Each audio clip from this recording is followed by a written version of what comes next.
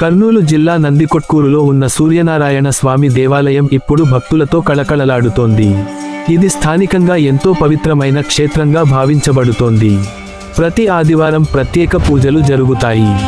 ఉదయ వేళలో భక్తులు సూర్యనమస్కారాలతో రోజు ప్రారంభిస్తారు. సూర్య భగవానుని ఆరాధన ఆరోగ్యానికి శ్రేయస్కరం అని నమ్మకం. ఆలయ గర్భగుడిలో స్వామివారి దివ్య విగ్రహం దర్శనమిస్తుంది. 7 గుర్రాల రథంపై సూర్యదేవుడు ప్రతిష్ఠించబడ్డాడు. ఉదయ సూర్య కిరణాలు ఆలయంలోకి ప్రవేశించే దృశ్యం భక్తులను ఆకట్టుకుంటుంది. రథసప్తమి సందర్భంగా భారీ ఉత్సవాలు నిర్వహిస్తారు. వేలాది మంది భక్తులు ఈ సందర్భంగా తరలి వస్తారు. పూజారులు విశేష అర్చనలు నిర్వహిస్తారు. ఆలయం ప్రాంగణం భక్తులతో నిండిపోతుంది. ధూప, దీప నైవేద్యాలతో ఆరాధన జరుగుతుంది.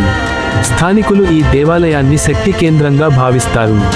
సూర్య ఆరాధన వేదకాలం నుంచే కొనసాగుతోంది. ఇక్కడ ప్రార్థించిన వారికి ఆరోగ్యం కలుగుతుందని విశ్వాసం. ఆదివారం రోజున ప్రత్యేక రద్దీ కనిపిస్తుంది.